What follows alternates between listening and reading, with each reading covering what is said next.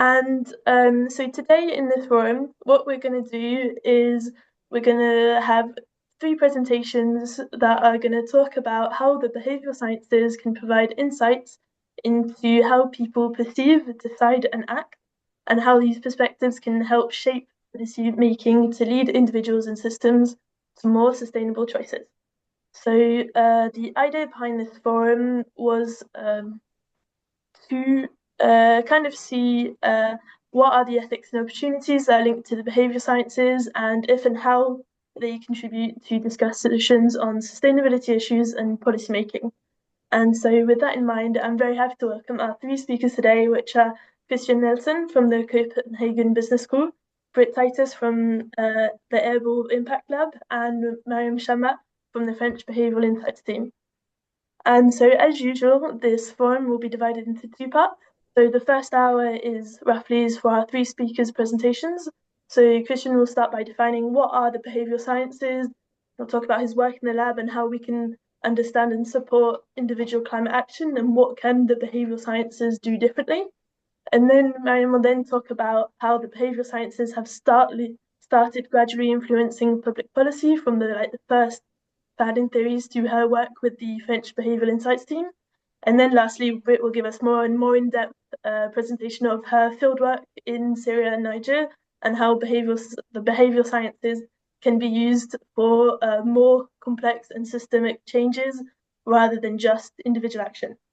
And so just for a bit of information, after each presentation, you'll have roughly 5 minutes to ask clarifying questions. So questions purely related to your understanding of their presentation.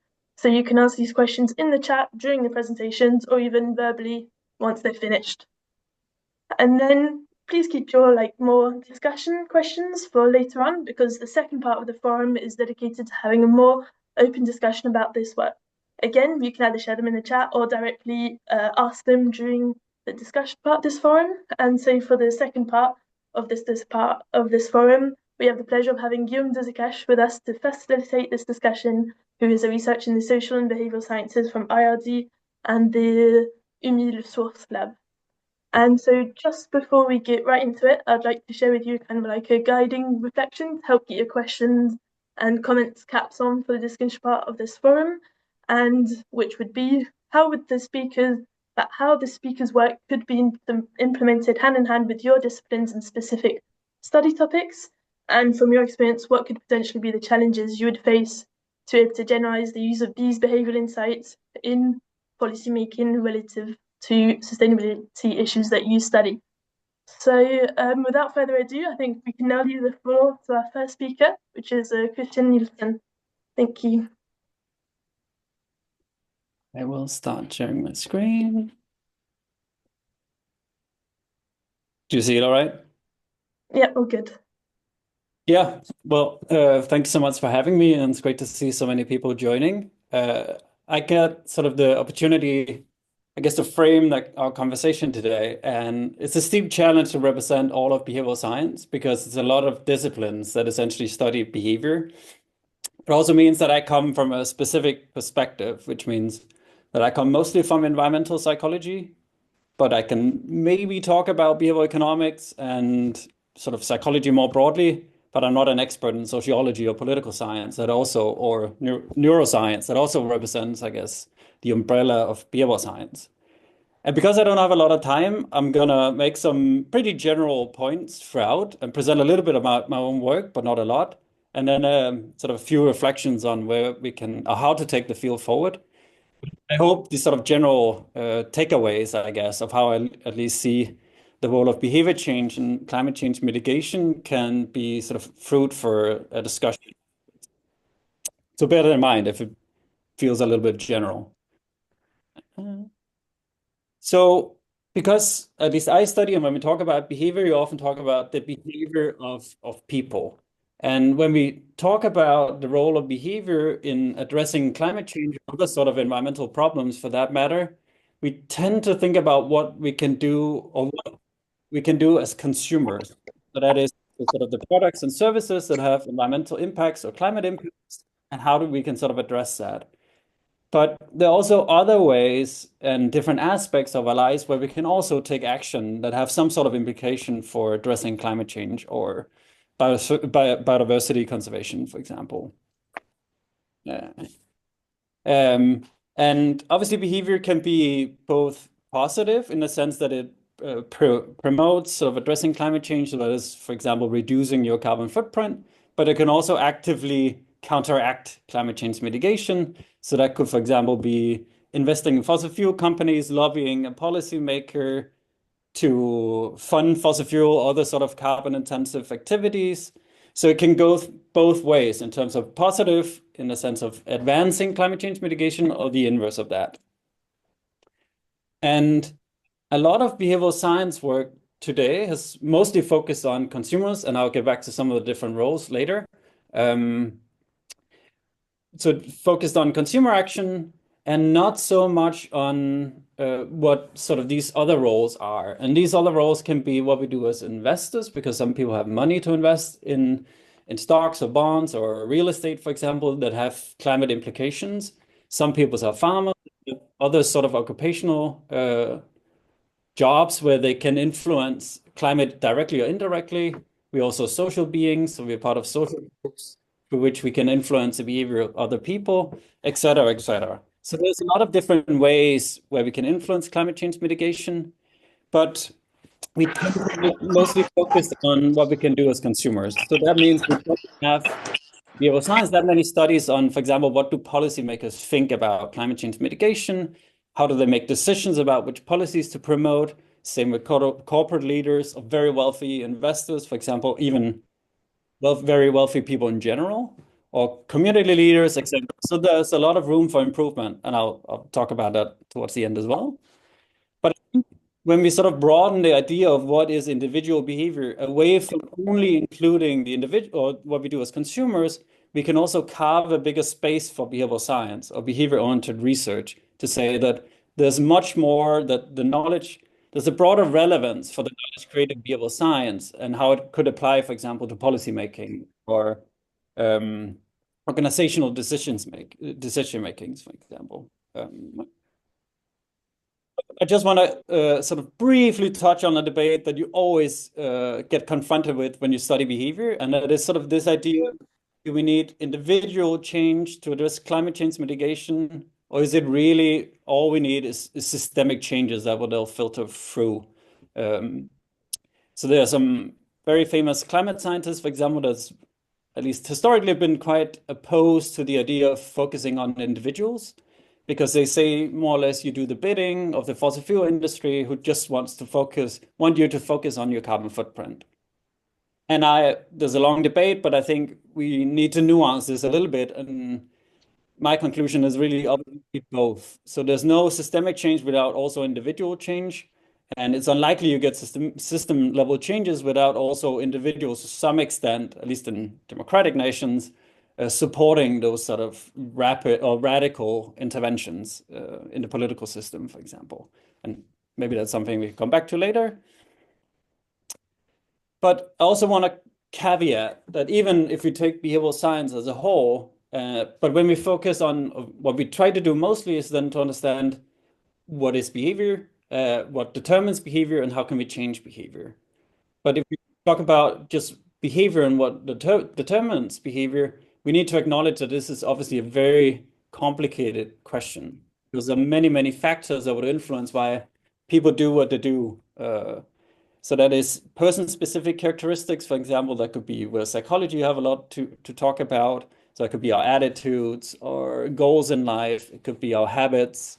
But we also need to obviously acknowledge that there are other factors that shape and confines maybe what behavior is possible. And that could be social factors such as social norms. It could be economic factors, both income inequality. It could be what taxes are in place that could incentivize certain behaviors or disincentivize others. It could be cultural factors. So there's a lot of cultural variability in behavior. It's also cultural norms that might influence your behavior, political factors, and then obviously physical factors, which could be anything from the characteristics of the context you make your decision, all the way up to infrastructure. and how that can promote certain behaviors. And all this is just to say that essentially there's no discipline that has any sort of final answers. So essentially what we can all do is contribute pieces of a complicated puzzle, but the idea is then to integrate that information over time, at least ideally. But therefore also want to acknowledge that I think behavioral science has already generated a lot of relevant knowledge, and I think a lot of this is ready to be implemented at a grander scale. So social science, behavioral science within social science still have this sort of peripheral role in how we make big societal decisions, which I think there's room for improvement on that front. But we should obviously also acknowledge that what we have done from the research front has notable limitations, and we should be aware and open to those. We could talk all day probably about what determines behaviors, and I already sort of hinted at some of them.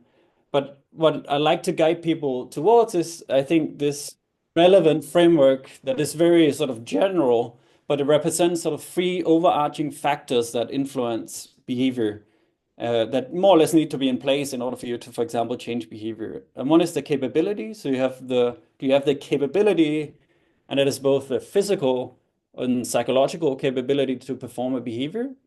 Do you have the motivation? That could be both sort of the more reflective motivation or your plan to perform a certain behavior, but it could also be the more automatic motivations. And this is linked to the sort of system 1 and system 2 kind of distinction that has been popularized, for example, in nudging or by Daniel Kahneman, for example.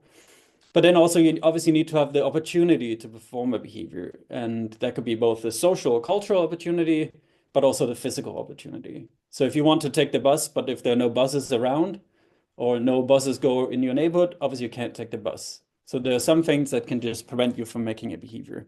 And I think this sort of framework is good at sort of both representing the complexity of behavioral determinants in a simple way, while sort of acknowledging that there's a lot of complexity that goes into this. So I think that's sort of a useful heuristic for how we think about determinants.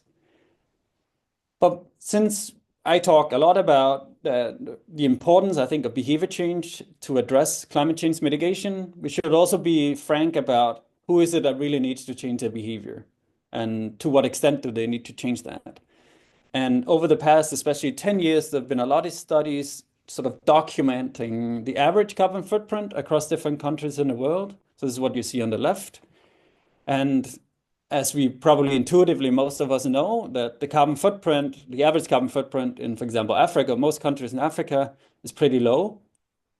So depending on the calculation method, it's sometimes between less than a ton per year, up to maybe 3, or maybe a few countries, South Africa, it's a little bit higher. Compare that to where I'm sitting in Denmark, which is probably around 8 or 10, to the US, which is around 20. And this just shows even at the average level, there's a lot of sort of inequality across countries. But then we also know that not everybody, even within countries, live the same kind of life. So some people have very limited means. They don't own a home. Their home might be very small. They don't travel. They barely make ends meet and can't buy a lot of food, for example. And then there are other people who live in mansions, who fly private, who purchase whatever they want to.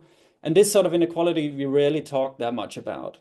But if we are serious about figuring out where should we reduce emissions and where the greatest potential for doing that, we should also identify who in society actually need to change the behavior the most. And I think there's no way around tackling questions of inequality when we have those sort of conversations.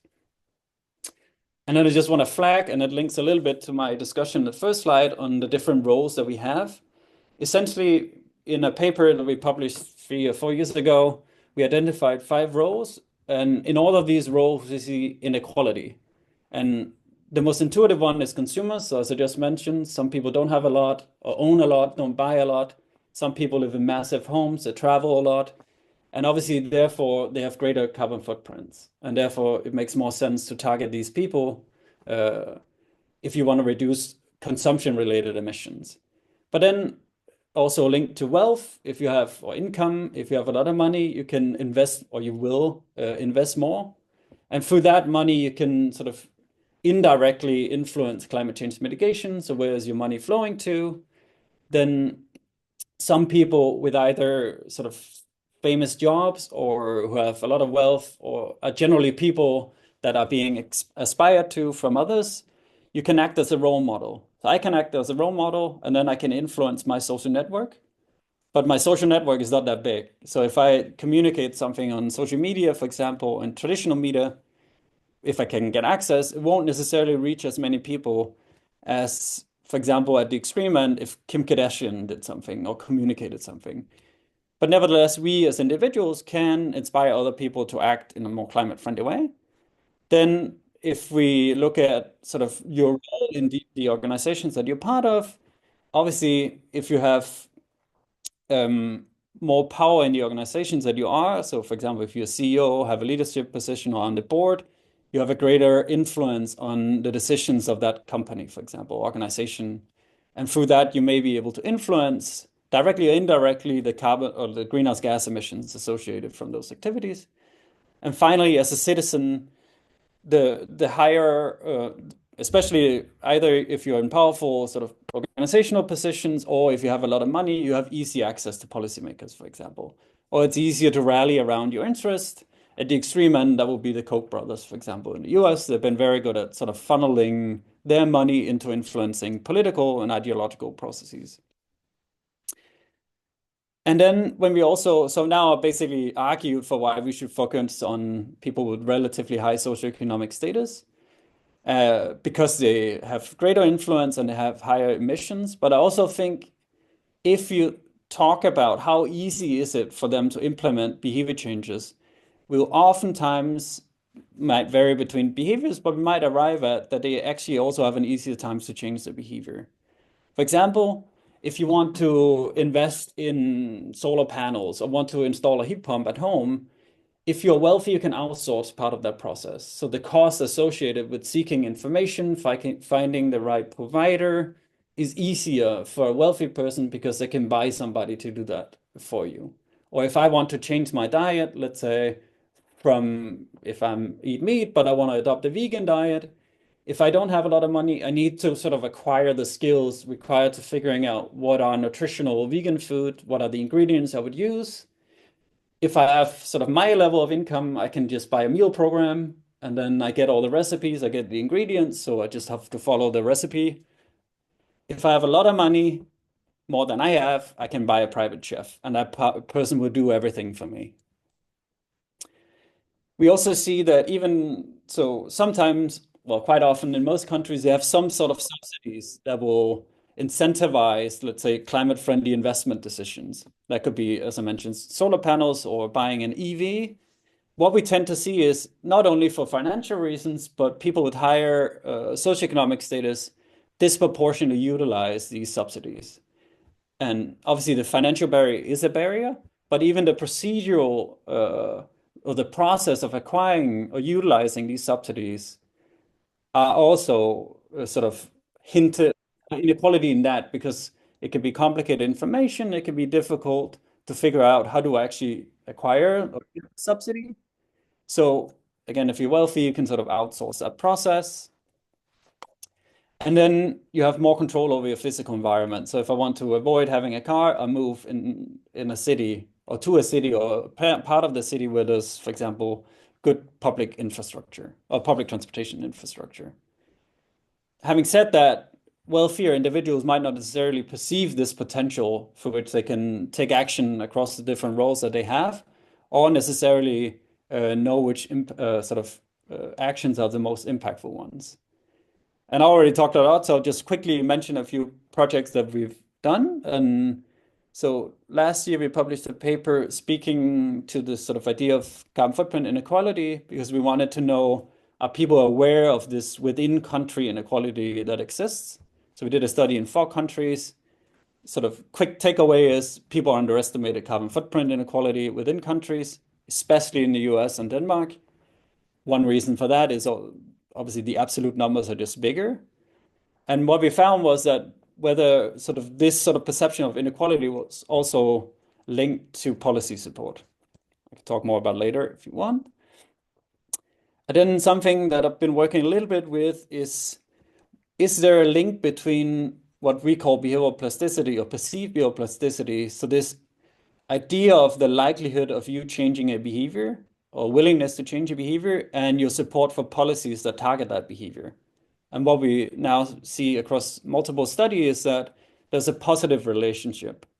So that means the more likely I find that I'll undertake a behavior is actually positively supported or sort of linked to support for policies targeting or trying to incentivize that behavior. And then the final one I'll just highlight is it's a preprint at the moment. We established a collaboration with the climate action app called A-World. This is one of the world's most popular climate action app where people can self-report sort of climate actions that they've taken. And then we did a bunch of analyses.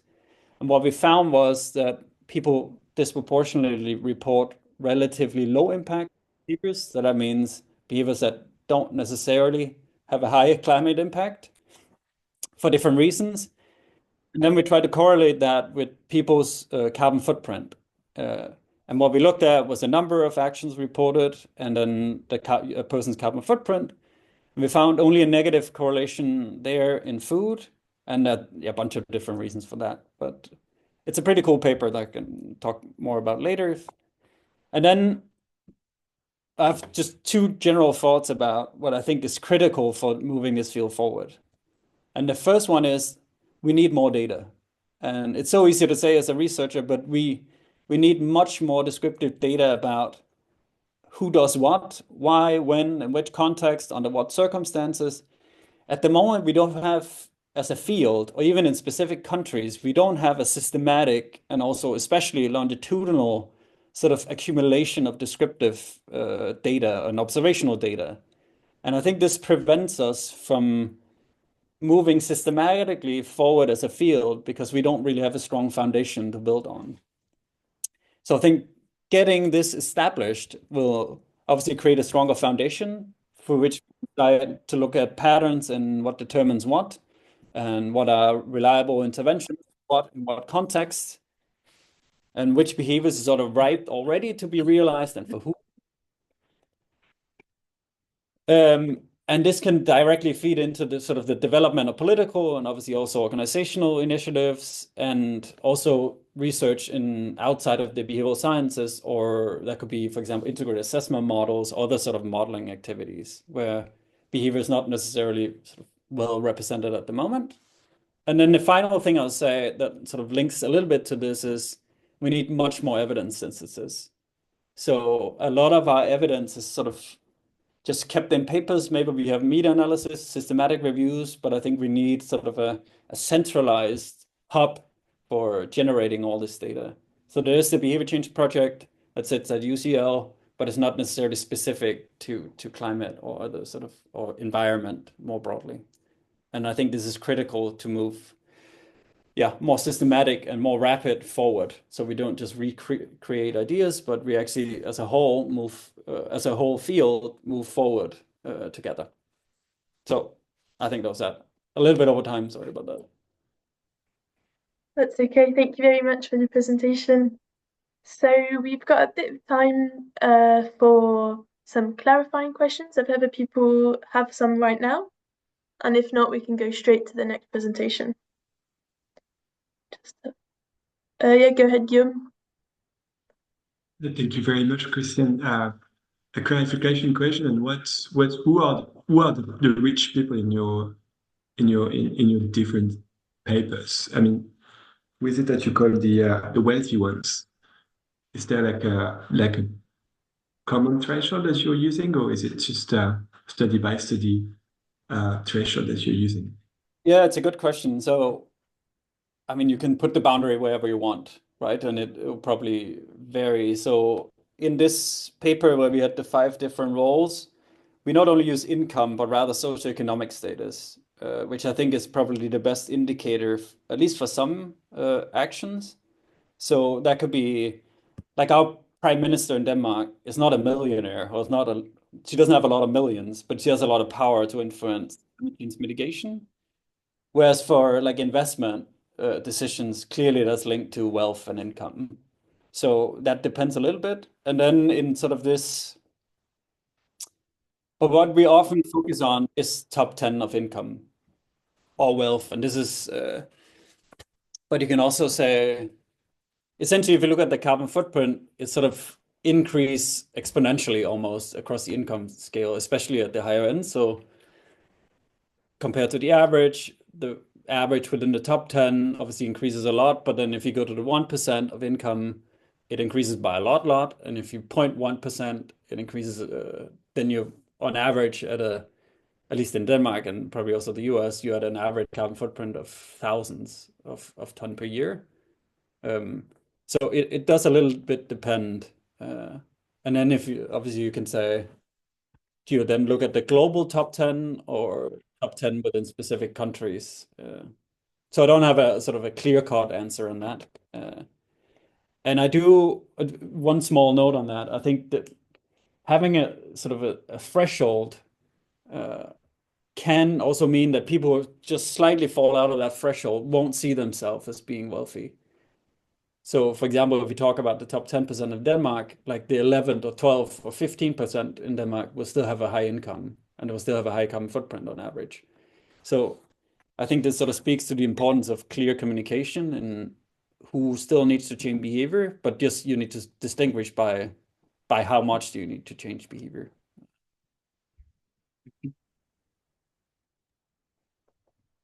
Thank you. I think we still have time for one question if somebody has one.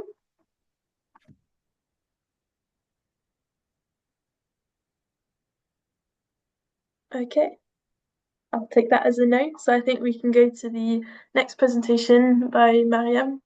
If you get. Yes, perfect. Can you hear me clearly? And Yep. Can you also see my slides? And yes, again. Okay, perfect. Thank you very much, first of all, for inviting me, and for everyone who's attending for taking the time also for this exchange. And also thank you very much, Kristian, for all the points you made. I think I was agreeing to every single sentence that you said, so I think it's going to be an interesting discussion. And also nice to meet you in person, because we've read a lot of your papers in our team, since we're also launching a new project on exactly what you were talking about right now, which is basically targeting the behavior of the highest deciles, the three highest deciles. We can go back to that in the discussion. The project is really at its very early premises, so I don't have a lot to say about what we found, but we're basically very interested in everything there is about this topic. So in my talk, in my 15 minutes, what I'm going to do is also a little bit general. So I'm giving you a bit more background on what we do in our team, and give you a specific example of a project we've done, so that you can see a bit more how behavioral science is actually applied in policy settings. So I don't know if I said it earlier, but I work in an interministerial directorate in the French government called Direction Interministerial de la Transformation Publique, which I'll talk about in a second.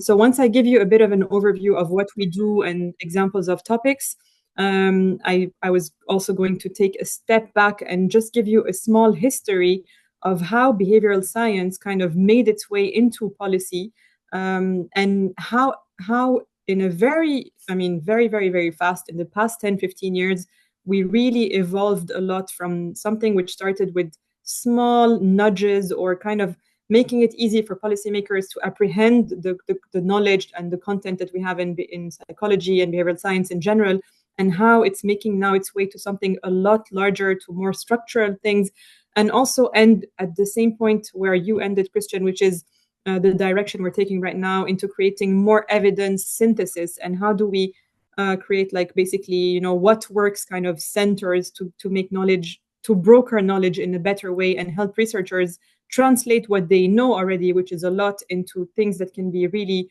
actionable and used by policymakers.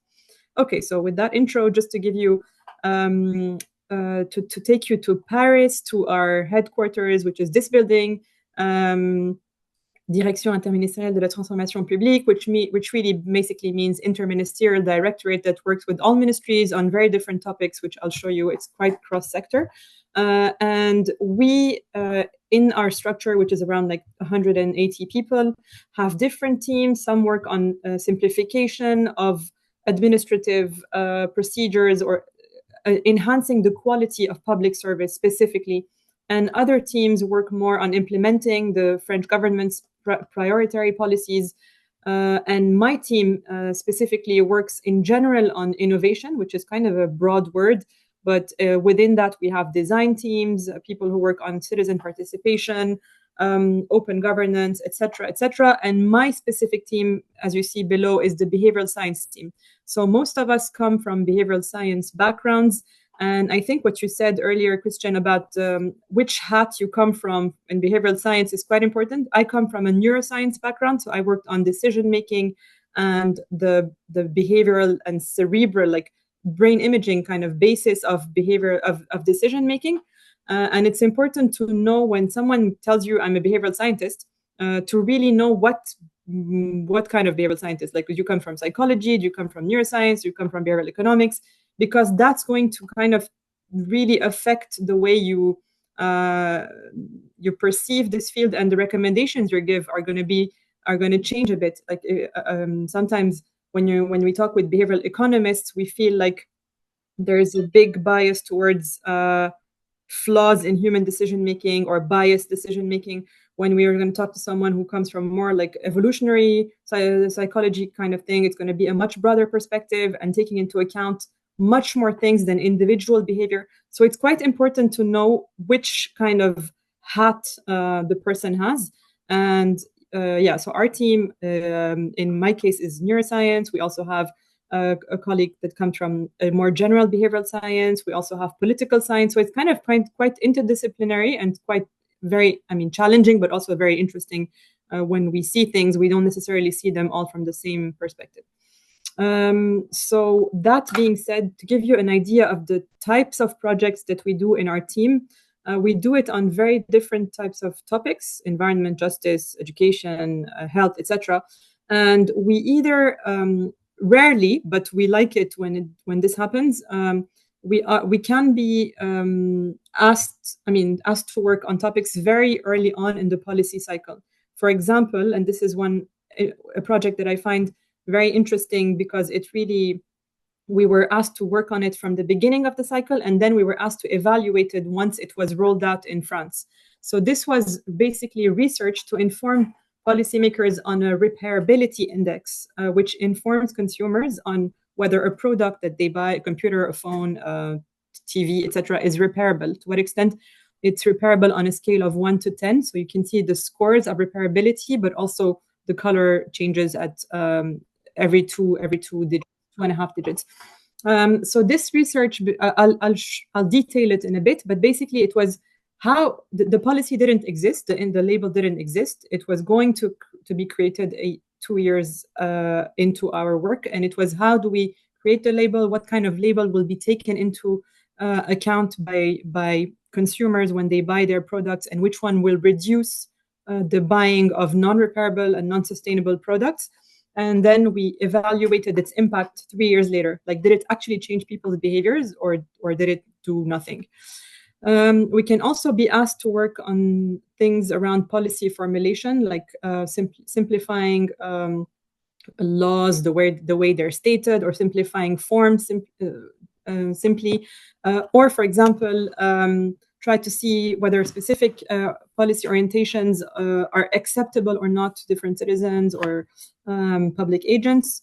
The non-uptake or the non-compliance is a big part of our work. So in many cases, administrations come to see us with something that they have put in place, but isn't necessarily working well, and try to ask us to try to understand the barriers to the uptake. For example, a couple of years ago, we worked on a label that was a sustainability label, which was called Pêche Durable, like sustainable fishing.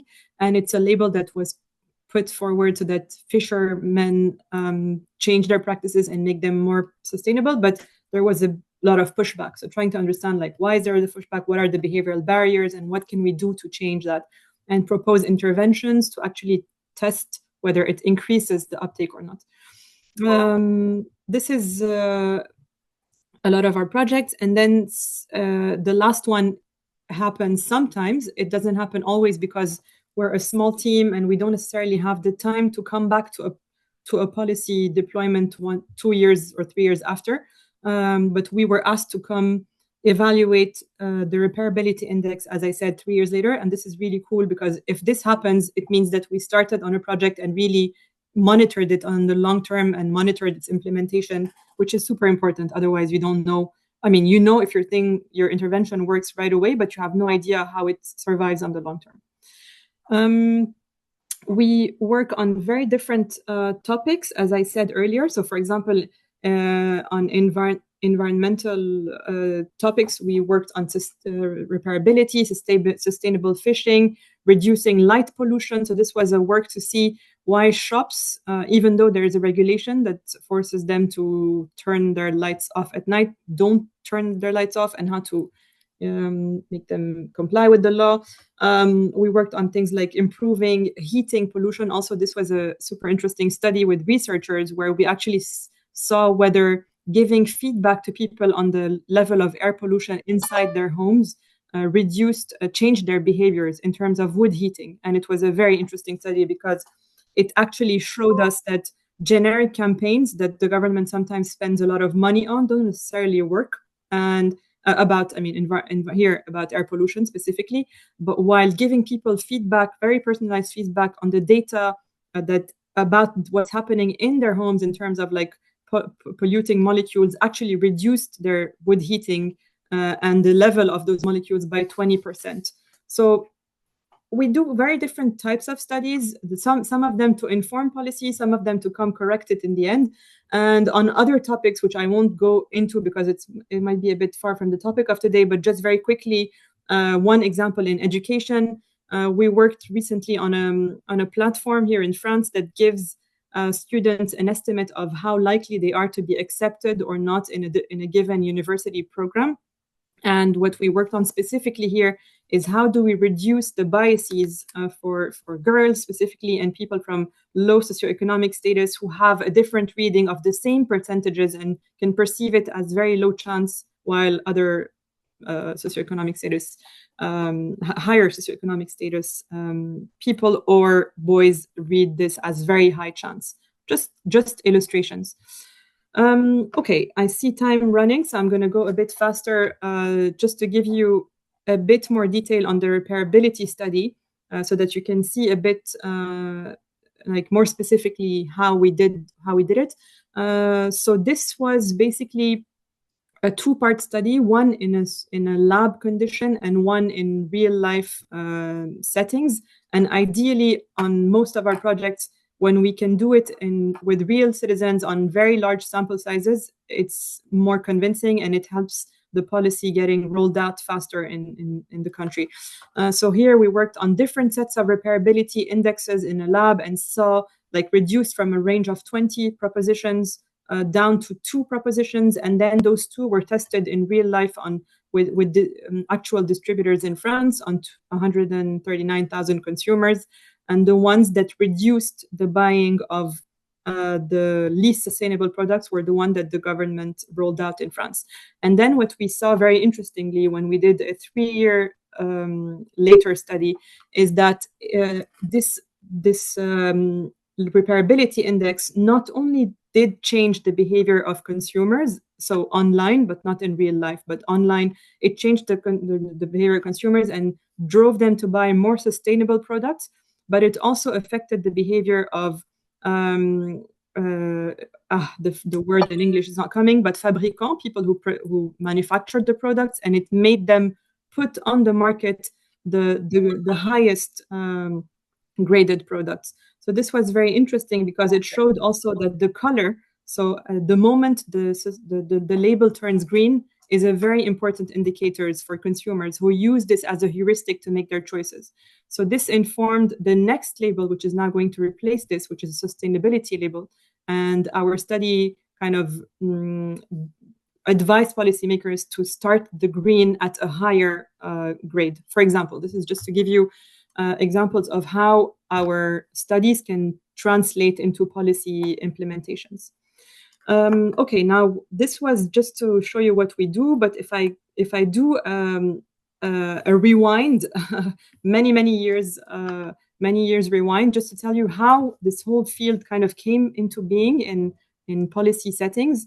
So the idea here is that for a very long time, and maybe some of you know this, but for a very long time, classical economics had this dominant view, simplified, of course, models, but dominant view that when we make decisions, we maximize utility as much as we can. And there was this whole like rational choice theory, which is like we always increase our benefit, lower our cost, and this is basically how human behavior happens. And so these views were very much nuanced early on by Adam Smith in the 1700s, but then later on by Herbert Simon with this idea of bounded rationality, which is that our cognitive limitations, the fact that we don't always have complete information and time constraints make our decisions not always optimal. And so he introduced the notion of satisficing, which is extremely interesting. And what was extremely interesting here is that even though Herbert Simon kind of challenged this view that we are that we don't always act in a rational way, and I'm putting rational in brackets because there's a whole debate on like what do we consider rational. This created two very different interpretations of are humans irrational and biased or not, and one of them trickled very much into policy, and the other one didn't, but it's still very much alive. I just want to go to it on the next slide. So basically, Daniel Kahneman, oops, sorry, my slides are going faster. Daniel Kahneman and Amos Tversky really, took this idea of bounded rationality and the fact that our decisions are not always fully rational and that we might have biases in the way we make decisions, and in a whole research program around these biases and heuristics, developed a whole series of studies to point out the biases that we might have in different decisional situations or thinking reasoning situations. And so this growing evidence that human decisions might deviate from what we call classical rational models, with the advent also of neuroscience, behavioral science tools, etc., developed a whole idea that we might have a lot of cognitive biases, which is interesting. This is what I did my PhD and postdoc on, but it kind of biased the perception to maybe this general idea that we are maybe a sort of ambulant, I have the word in French, but it's not coming in English, that maybe we are just a patchwork of many biases. It's kind of, I'm making it a bit caricatural, but it's a bit like that. So for a while, like there was a lot of talk about, our decision is biased, we have a lot of cognitive biases, and there was a lot of attention on cognitive bias. And on the side of that, there is a lot of criticism by other researchers, Gerd Gigerenzer, for example, from the Max Planck Institute, and other researchers like Ralph Hertwig and others that are right now still in this idea of challenging this idea of biases. And these two, this discussion, which is extremely interesting, and we can come back to it later on about like, do we have biases or not? It's still going on, but on the in parallel to that, the work of Daniel Kahneman on biases caught the attention of a lot of other people, and notably Richard Taylor, which kind of focused on the bias idea and really is kind of one of the fathers of behavioral economics, which is to say that, okay, we're going to go and look at all the biases that we have when we make decisions. And together with Cass Sunstein, who worked at the White House back then, they wrote a book called Nudge, which was supposed to be called Libertarian Paternalism, which tells you a little bit about the idea behind it. And the editor said, okay, listen, guys, if you call it like that, no one's going to buy this book. So they called it Nudge. Nudge, which means like nudging people and giving people a push in the right direction, or designing choice environments that steer behavior in a given direction without limiting freedom. Their actual definition in the book is any aspect of choice architecture, so the place where we make choices, that alters people's behavior in a predictable way without forbidding any options or significantly changing their economic incentive. So for example, a nudge can be a default option. When you want to sign something and something's like by default ticked, that could be a nudge. You can still change it. Your freedom isn't like limited, but it's there to help you and to remove friction. And this book had enormous influence. Like it's probably, I'd be very interested to see like what kind of books like this one had so much impact that it actually convinced policymakers and, for example, David Cameron to create a nudge unit back in 2010 in the UK, and then another one in the US in 2014, and really all over the place. And like the OECD right now counts, I don't know, maybe more than 400 nudge units, which changed names. And you won't hear a lot about nudge anymore, but more behavioral science units, behavioral insights units around the world. And so it trickled a lot. And what I find really interesting is, besides the fact that, okay, nudge was extremely convincing to a lot of people, is that it really helped, and especially I think the behavioral insights team, the BIT in the UK, played a huge role in that, in taking this knowledge that we have in psychology or behavioral science, which is in scientific papers, which only scientists can understand and kind of read. And they created a lot of toolkits and concepts that are extremely more manageable from a policy perspective. So they simplified, they created acronyms, they created things that can be used by policymakers. So they really kind of brokered the knowledge to make it impactful in the policy world. And so now I'm gonna try to wrap up, as I see time flying for some reason. So this idea of like nudge, or things that are small interventions, which kind of had the promise in 2010, 2013 of like small change, cheap, kind of like a very much a sex appeal kind of thing to nudges, where everyone is like, okay, nudges are amazing, they're cheap, everyone can do them. And that kind of really changed in the past 15 years, where there was a lot of, I don't know if I put this slide or it's not there, but a lot of criticism around ethics, criticism around whether they're actually impacting things on the long term, or whether they're like small interventions but that don't have long-term impact, but also a lot of misunderstanding about what does this term really mean. It's not really well defined. What's a nudge? What's not a nudge? So there was a whole, like, I don't know, 5 years of people debating in all senses and in all, I mean, about everything around nudge. But slowly it kind of, we kind of saw a movement where people are moving away from nudge. You won't hear about it a lot unless there's like this new company wanting to, label the concept or anything. But now you're going to hear about things that are much more structural changes, systemic changes, and as Kristian was saying, the COM-B model also, which is around capability, opportunity, motivation, which kind of drives away the attention from the individual level to more systemic and taking into account complexity, basically, which is that maybe, no, it's not that simple, and it's not like you nudge someone and then change their behavior. Maybe it's much more complex than that, and none of us really know how it's going to happen, but we're going to use different tools to try. And so now the current direction is that there's fields like behavioral design, so kind of mixing psychology, but also with design and other tools to redesign policies or redesign even spaces or organizations.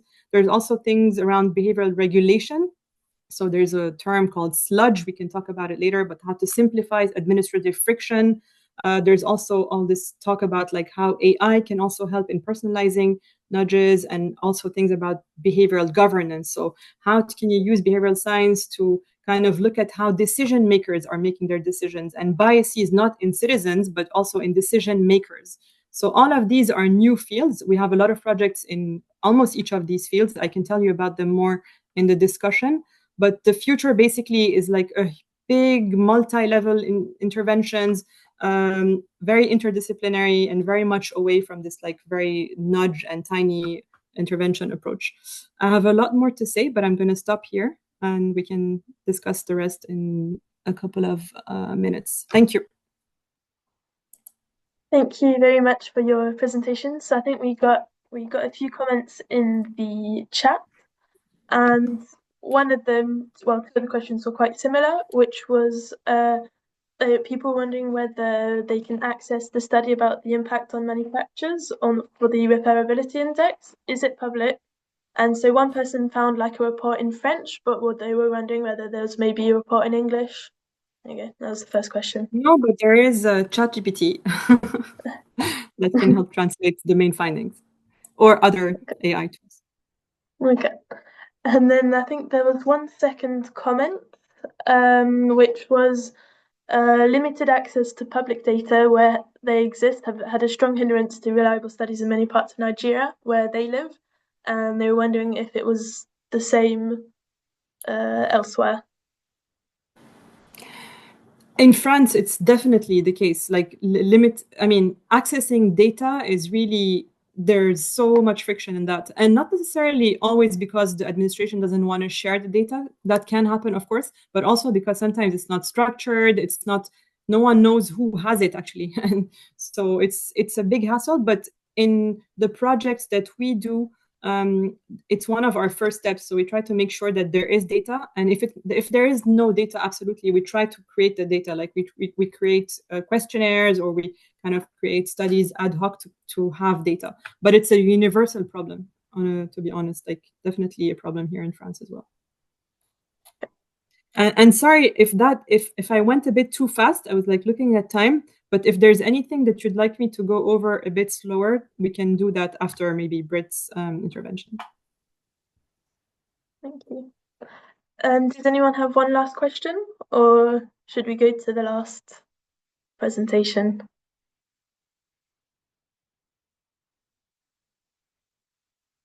Okay then. Well, thank you very much, Mariam. So it's up to you now, Britt.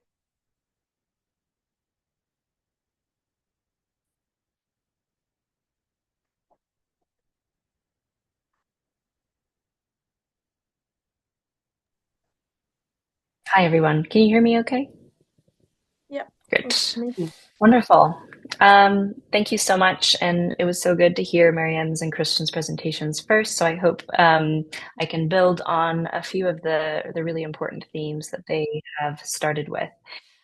So my name is Britt Titus. For those of you I don't know yet, I lead the behavioral science team at the IRC, the International Rescue Committee, and I've been working in the humanitarian sector for the last 12 years and working at the intersection of humanitarian action and behavioral science for the past 8 years, which I just calculated today.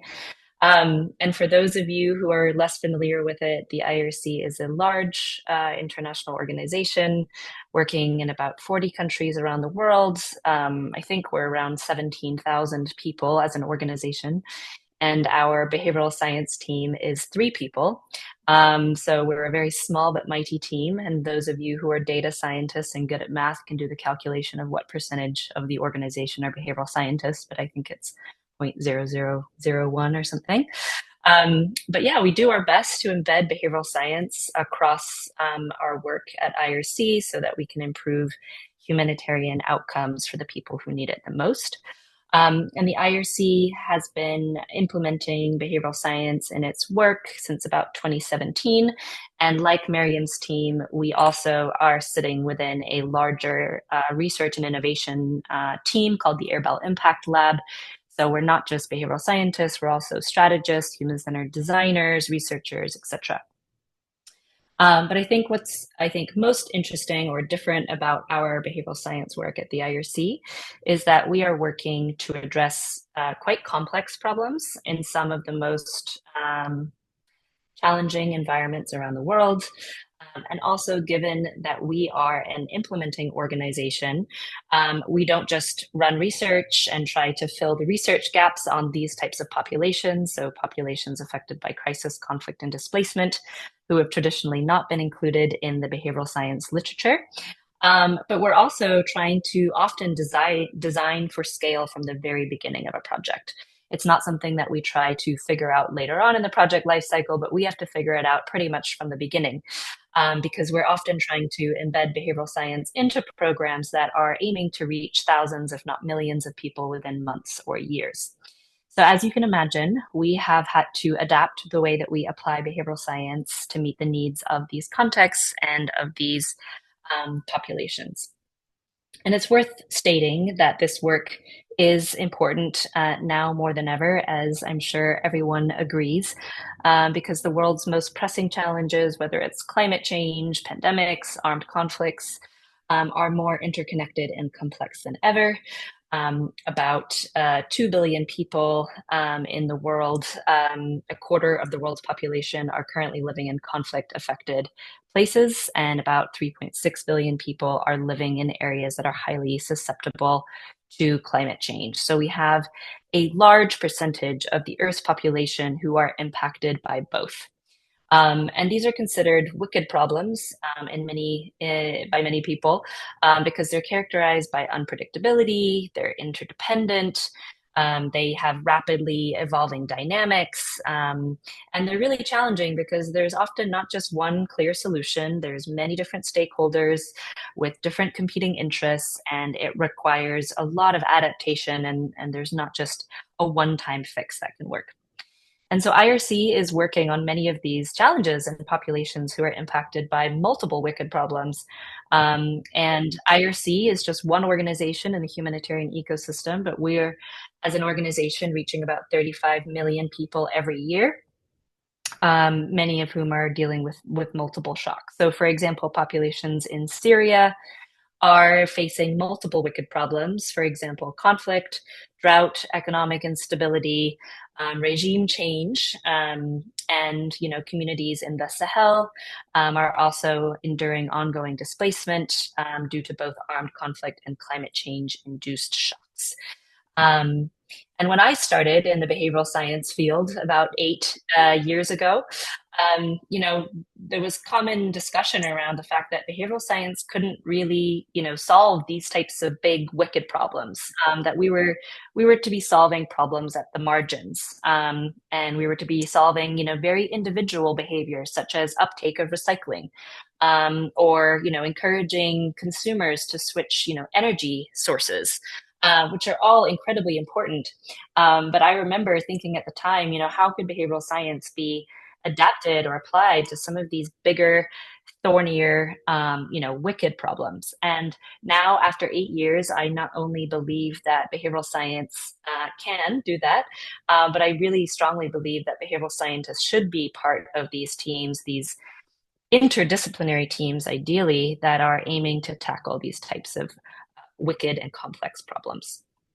So just to give you a little snapshot of the work that we're doing, we've now conducted over 25 behavioral science projects across 15 countries, 4 continents.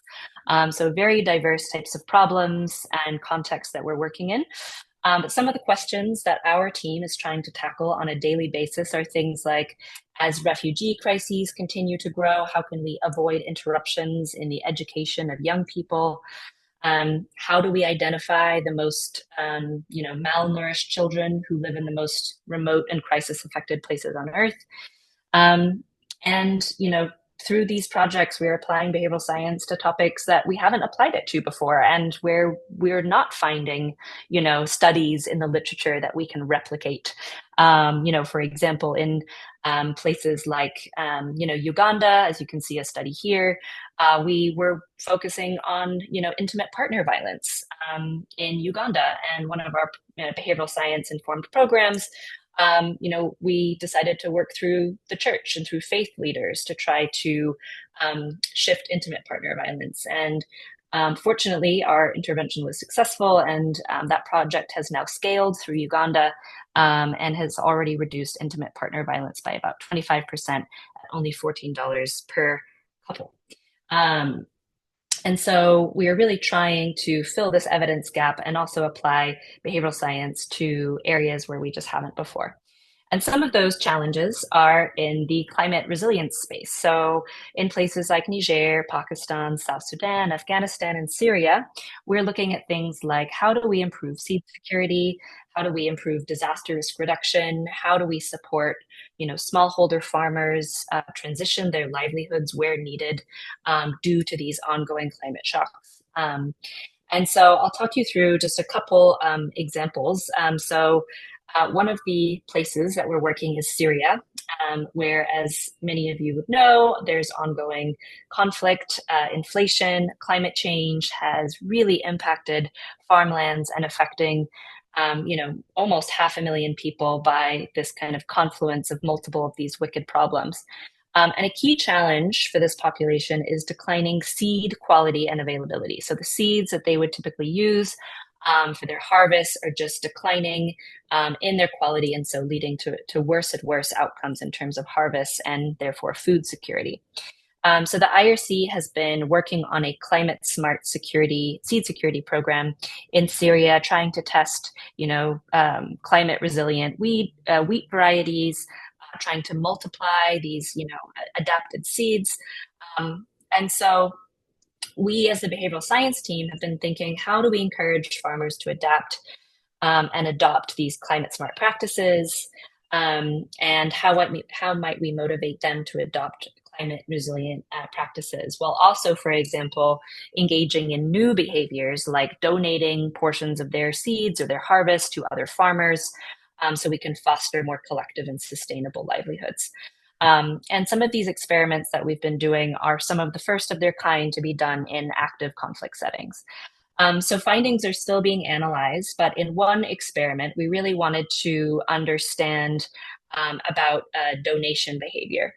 And so we really wanted to understand, if some farmers are lucky enough to have a more successful harvest than others in the community, how might we encourage those farmers with better harvests to donate to less fortunate farmers? And so we wanted to compare different types of behavioral interventions. So things like, what if we ask people to make a public announcement at the beginning about their donation in front of other people? Or what if we, reveal to these more successful farmers how similar the intended donation recipient is to them as a person, as a farmer, to really make that connection. This person is really just like you, except just wasn't as fortunate in this harvest. So we wanted to see how these different behavioral interventions might impact things like their donation to other farmers. And, one finding we had, which was really exciting, was that farmers donated about 38% more to people who we told them were very similar to them as compared to the control group, where they weren't told anything at all about that other farmer. And we've also been testing other really exciting things, like how might we encourage influencers in the community to bring new people into the program. And we found really exciting things like, if we just tell people or talk to those, community influencers about their altruism and how important they are to the community, we found that has been really impactful at encouraging those community influencers to bring more people into this climate resilience program. These papers are still being written, and the results are still being analyzed. So those results will be published very soon. So stay tuned. But hopefully this has given you a good little snapshot of the types of things we're working on. But as you can imagine, the same approach that we apply to these contexts is not the same approach that we can apply, in stable or Western contexts when we're working with such complex dynamic systems. Not just in how we run experiments like these in conflict settings, which has its own host of problems, but even the methodology that we use even to diagnose what should we even be working on in this context? Where should we, invest our limited resources as a team? And where would be the best place to apply behavioral science? So some of you who are familiar with behavioral science, or even standard social science methodologies, might be somewhat familiar with this very oversimplified approach or methodology that is sometimes used in these types of behavioral science projects. But this is what a oversimplified behavioral science traditional project might look like.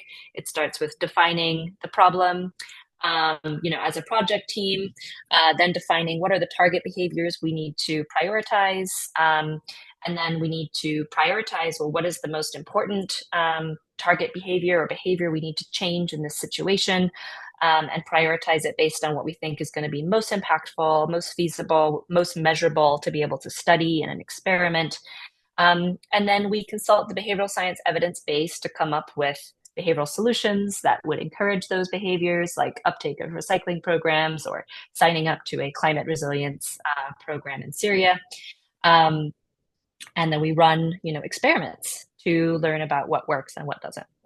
And so even if you're not a behavioral scientist, but maybe you're a social scientist or working in an applied field, you might recognize some project lifecycle that looks somewhat like this.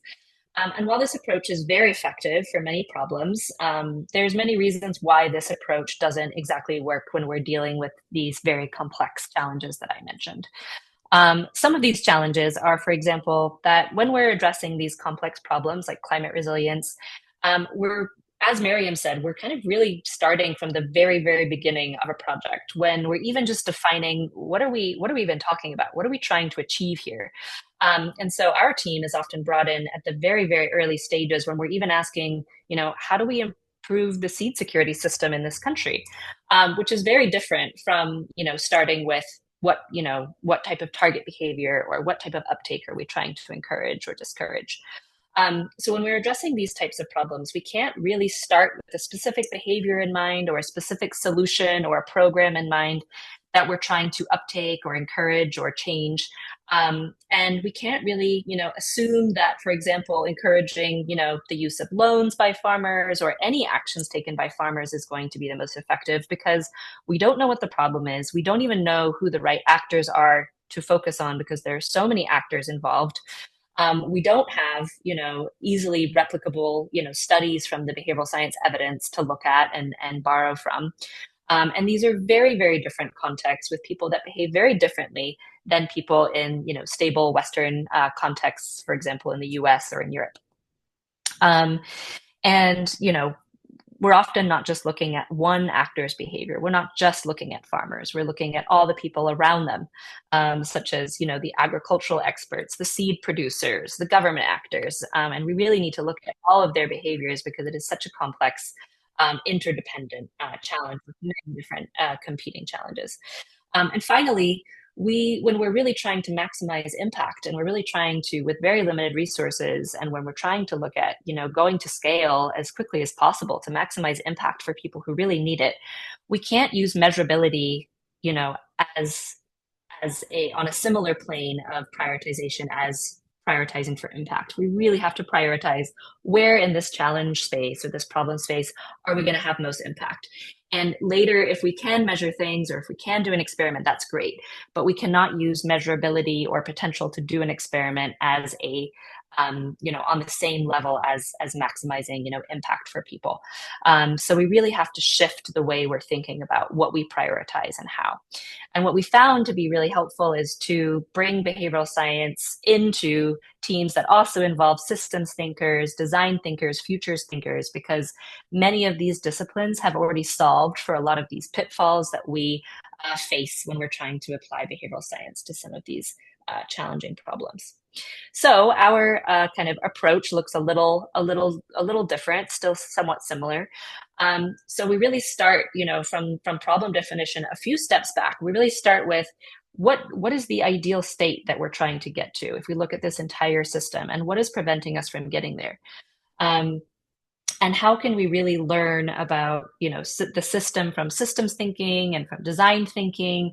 How do we really understand what's going on and where we need to be beyond just looking at the behaviors that are most obvious in the problem? And we need to also treat everything that we are finding out as a hypothesis. Because things are rapidly changing so much, and the more we learn, the more we spend time with these communities and learning from different actors, we need to be open to continually learning more about the problem from different people with lived experience. And so we really treat everything that we are learning as a hypothesis pretty much through the entire project lifecycle. And we continue to do multiple rounds of formative research with our populations, with clients, with stakeholders, and before even thinking about doing any kind of major evaluation or trial or A/B test or study, we really focus on a lot of deep contextualization work, ethnography, multiple rounds of prototyping and feedback together with clients. And so as you can see, it's a lot messier of a process. It's a lot less linear.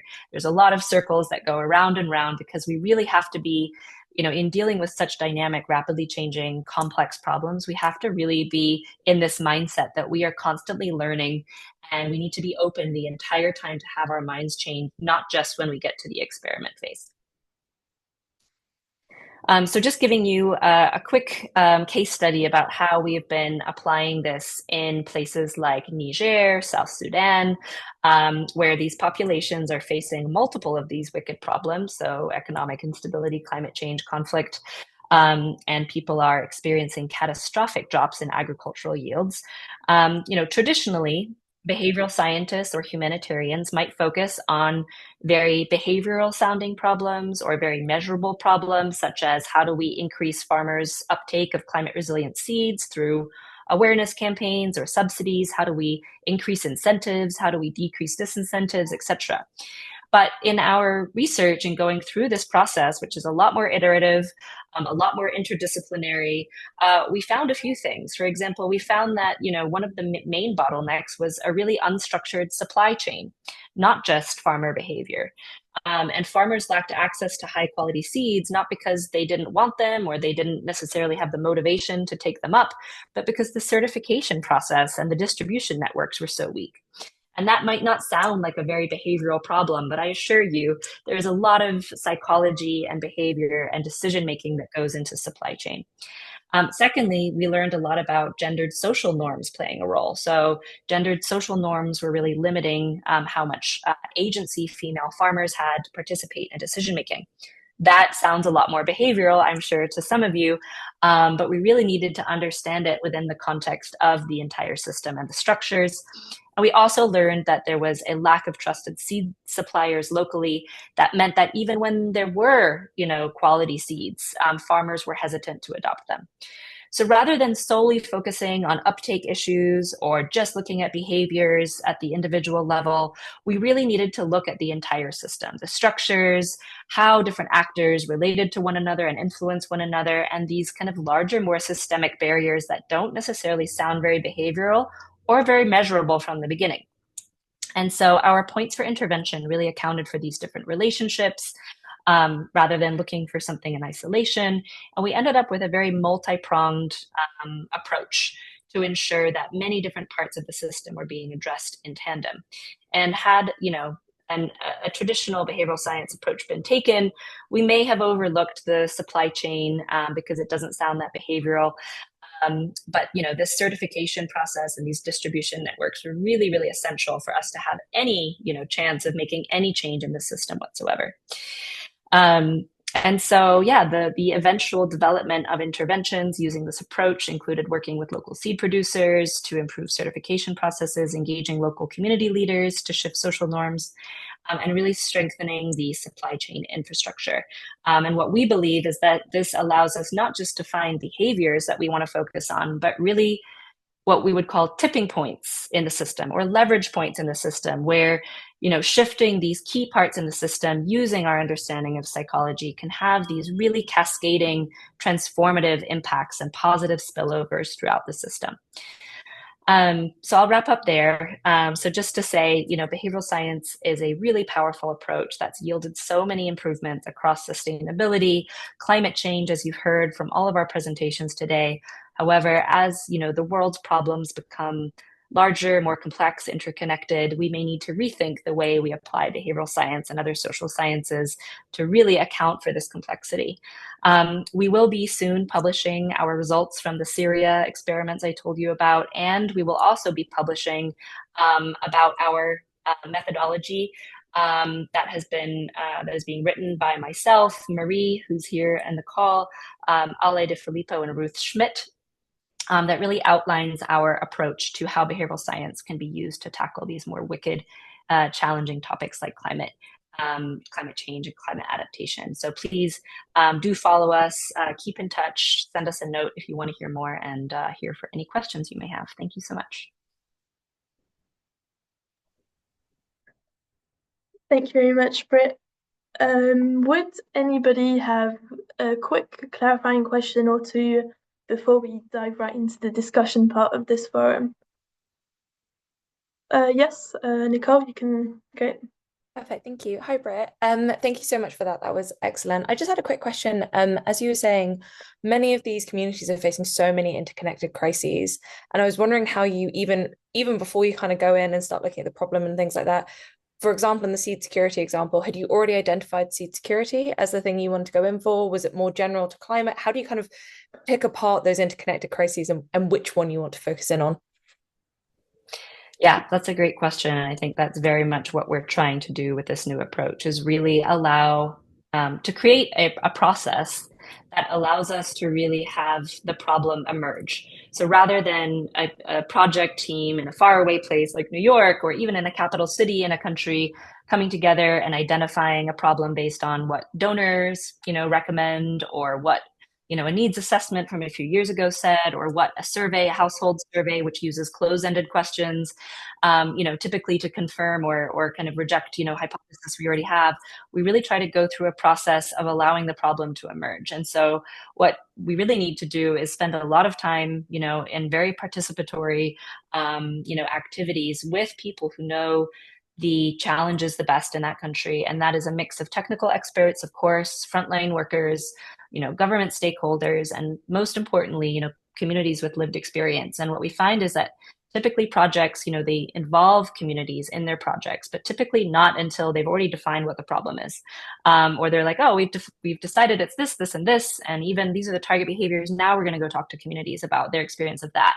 But that really limits really understanding a lot better about the true nature of the problem, or even if we're looking in the wrong direction.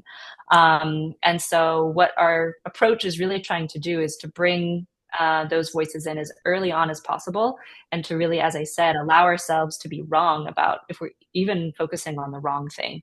And so, yeah, there's multiple different ways. And of course, we don't always have the luxury of getting to start from scratch, but as much as possible, we do try to zoom out as much as possible before zooming back in again, using those steps. So hopefully that helps. Amazing. Thank you so much. Would anyone have one last small question on this specific presentation?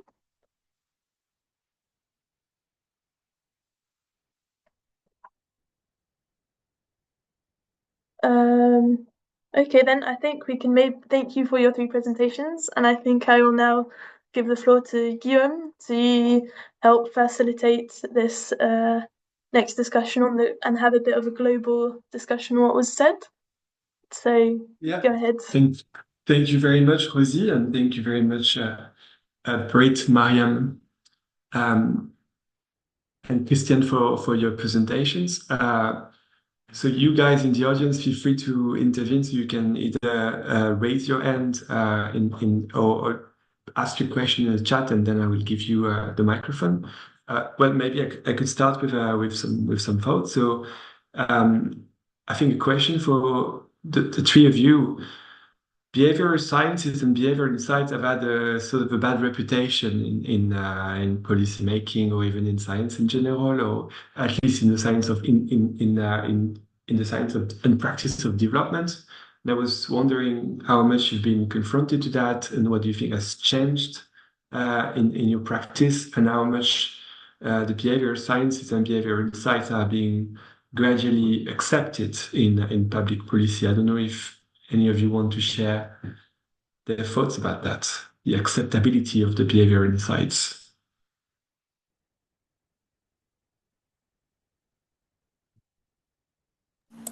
I can give it a shot, unless anyone else, Kristian, or should I start? Yeah. Okay, perfect. So I think it hints a bit at some of the things that I started to bring forward in my presentation.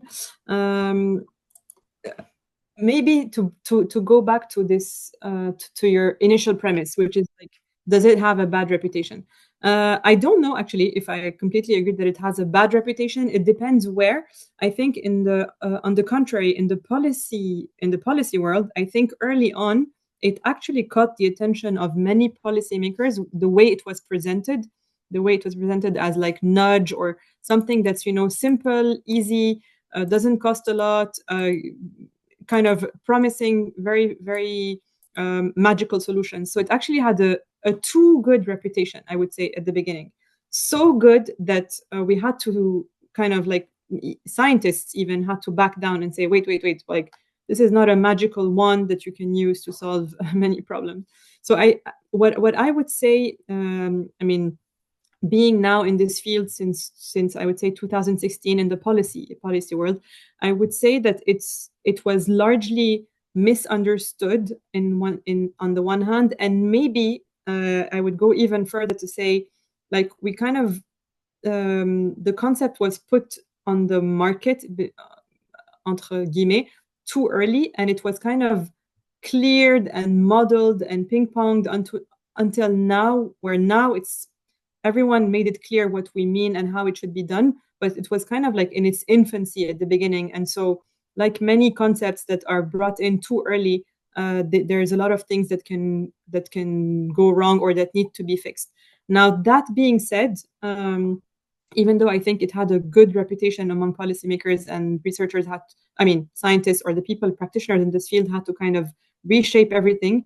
There are things that were a lot of debates that it fueled in the social science kind of area of research, where the initial premises, like this whole premise around, like, are we irrational? Do we have biases, etc., created a lot of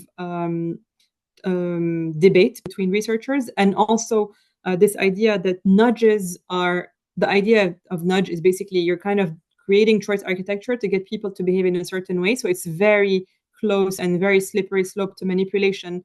And so there was also a lot of ethical debate of, like, what's a nudge, who's to decide what is the good behavior, and who is this person who's kind of like deciding the choice architecture. So yeah, I would say there was ethical debate, there was misunderstanding, there was a debate around the idea that it's a magical wand and promising thing to change everything, while it's not really the case. We're seeing that it's much more complex than that. And also things around whether the methodology that's being used is focusing too much on individual behavior and not taking into account, not factoring much larger things and much more like systemic things, which are now being much more taken into account. And also one last point, even though I can talk about this for hours and hours, but I don't want to do a monologue. But the one other thing was, which I think I still struggle with personally, because I come from research initially. So I spent 10 years doing research in labs.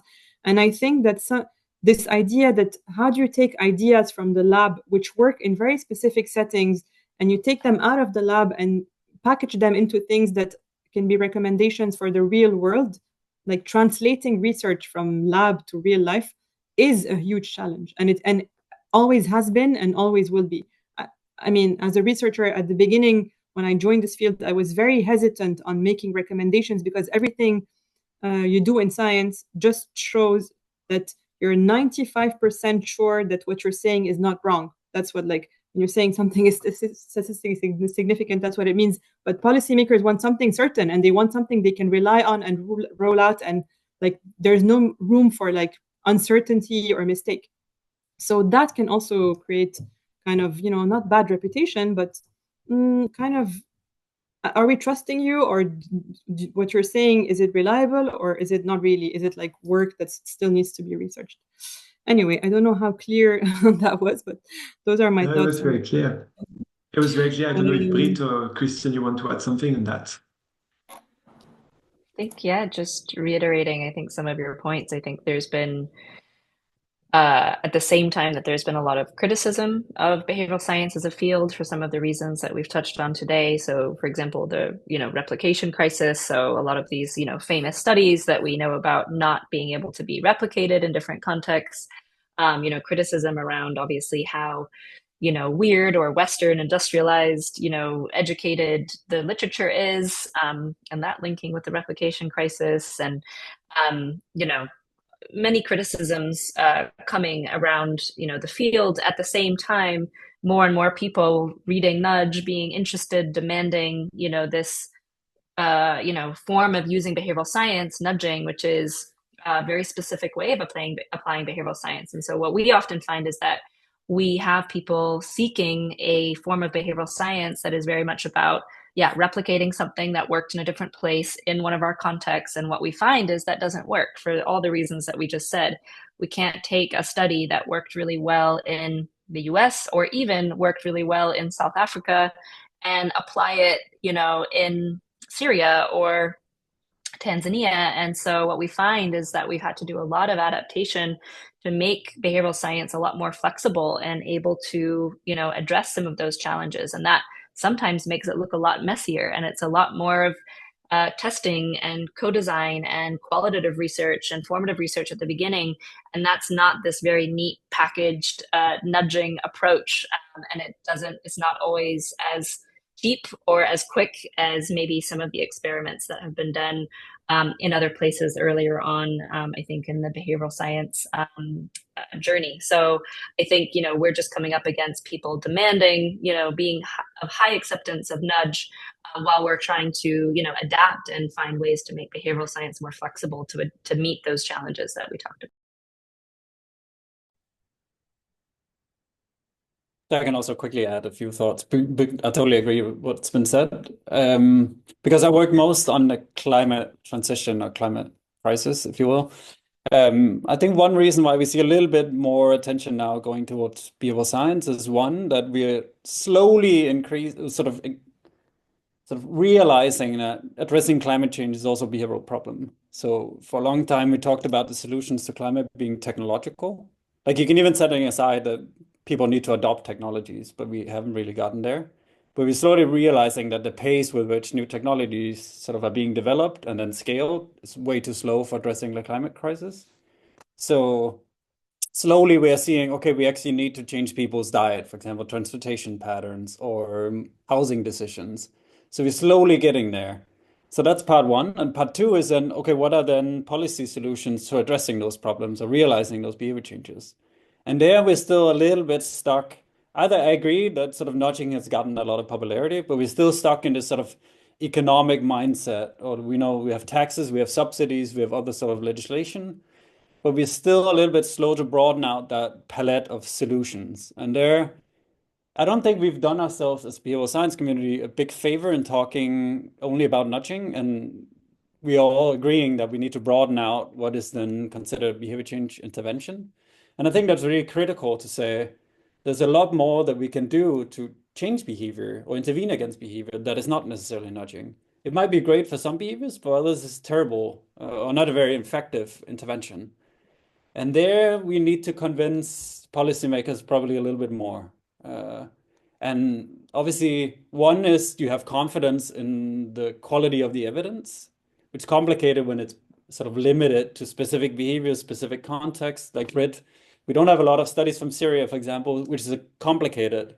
Plus then, on top of that, we don't have the confidence of economics, for example, or overconfidence, if I can be bold enough to say that. So there's also a little bit of that, a struggle to put a number on something that is not that easy. And it's been the same with sort of integrating it into interdisciplinary collaborations, for example, the IPCC.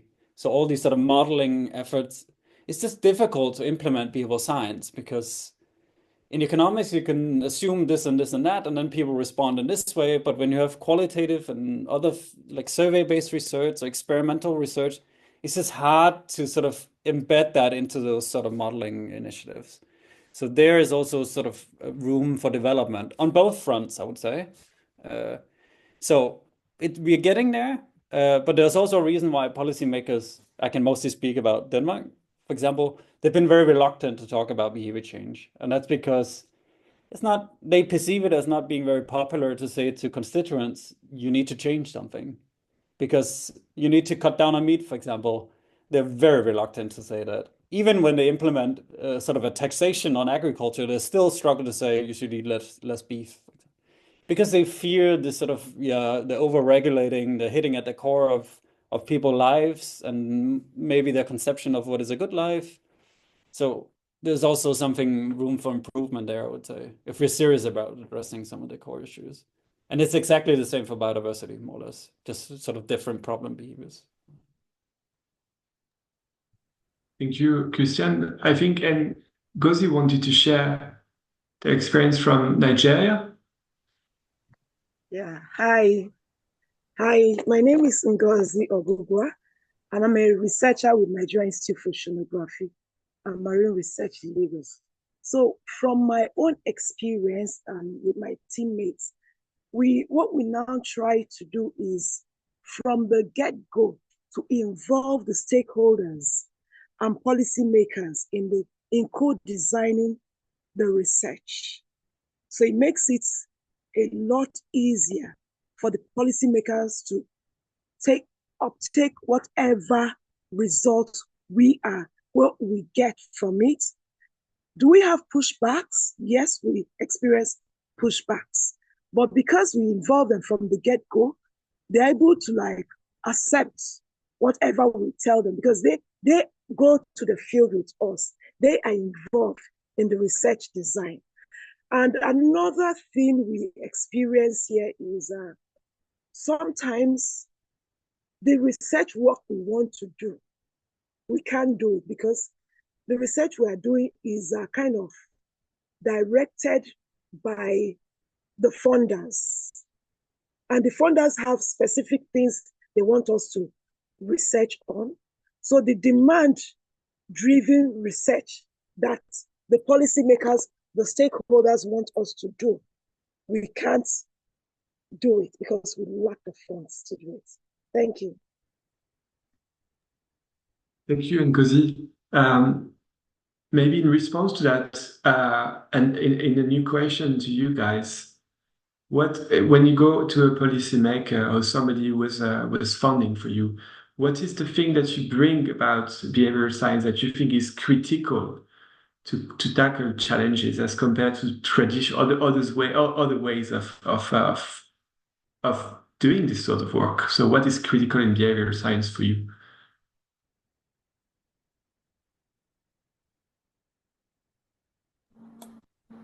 Mariam, yeah, if you want. No, I just wanted to ask, just before answering, just to make sure I understood the question. So, like, do you mean like what specific about behavioral science that makes it interesting to policymakers, or like? Maybe not only what's specific, but like for instance, it could be about the fact that you're going to uncover the fact that people make decisions sometimes automatically, which is not sometimes something that is necessarily very well established in other ways of thinking about problems like that. I don't know. I mean, what is the thing that make you convinced that behavioral insights are the thing to be done to do in the future with respect to policy making? It's a challenging question. Please, I'm sorry. No. I mean, it's super interesting, but it's I mean, my very immediate reaction, but I don't want to, I mean, I'm going to let maybe Kristian and Britt, of course, go first, but my immediate reaction is, again, am I that convinced that it's the most interesting thing to do? Or like, I mean, of course, it's super important. And I think there are other research areas that could be super important, but maybe the fact that it's really about sufficiently large and sufficiently about how people make decisions, how people perceive things, how people, I mean, it can tackle so many areas that have to do with how policy, with all the premises that you need for policies to actually work. But maybe Kristian and Britt want to go first at it, and I'll jump in after that. Go ahead. Yeah, I think there's, I'm going to answer what tends to work or the strategies that work now. I think, the obvious thing that I think a lot of behavioral science team use is that what's very appealing is that we have this really strong evidence base, right? So we can point to these case studies, we can point to this very rich, literature on behavioral science from the past, decades. And I think that's really appealing, is that what we're proposing is really based in the evidence. It's not just what we think, it's not just what someone else thinks, it's really based in this really strong evidence. And that always, I think, really lights up people's eyes when they hear these case studies. I think secondly is is, the, cost effectiveness of it. I think that's always appealing to people. I think what we try to do and talk about when we're talking to donors or policymakers is also speak about the approach. And again, it comes back to the approach that we use, is that we try to make our approach to behavioral science as bottom up as possible. So we're not trying to come in with a predetermined idea of like, this is going to work in your context. It's, we have this knowledge of all this evidence and this literature, which is great, but we don't know the lived experience of people in this community, and neither do they probably. And so what we really try to do is really say that we can be kind of facilitators of this great evidence base and, speaking and engaging with local communities and really trying to find that middle ground between the evidence base and lived experience. That's not all teams' approach to behavioral science, but that is what we try to do. And we also, as much as possible, and also because we are, we are a behavioral science team within an interdisciplinary team, is we don't try to sell behavioral science as the panacea or it's like the only toolbox you're going to use. It is one approach, and more in the behavioral science field, it's being talked about as a lens. It is a lens through which you can understand a problem or people or humans. And so it can be used in a very complementary way with other tools and more traditional policy approaches. It's not either or. And I think that's really attractive to, these teams and these policymakers. And I think finally is speaking to them about the policies that they're already trying to use, right? Or the interventions they're already trying to use. When you really get down to it, most of the policies that they're already using or the interventions they're already using at some point are trying to shift behavior. Embedded in their theory of change is, oh, we want people to do X.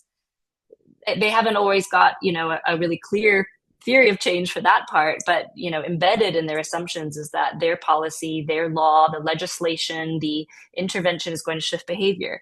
And what we try to say is that, some of these, more traditional theories of change assume that incentives, assume that information provision is going to be enough. If we just tell people about the importance of, reducing intimate partner violence, or we tell people about recycling or energy saving, they're going to do it. But what we know from the behavioral science evidence is that doesn't always happen. And so, what we can offer is that bridge between, that part of their theory of change that complements these other policies and intervention tools. So I think talking about some of those key areas is what we try to do when speaking to these decision makers. Yeah, 100% agreed with Britt. I think with this idea that classical policymaking might assume that just because you made a policy and you wrote it on a paper and you regulate it, then things are going to magically just happen and people are just going to follow what has been decided or what has been regulated. But behavioral science is going to go and look at those small frictions of like why theory doesn't necessarily. Sorry? And your microphone is doing some sort of like crack sound. They should be better. Oh, okay. Now. Is it better now? It's every time you speak, actually. So maybe you have to distance yourself from the microphone a little. Oh, maybe with this, yeah. Yeah, maybe I will use this. Sorry. Is it better now? Not really. Okay. Maybe it's my cue to just let Kristian take over the question then.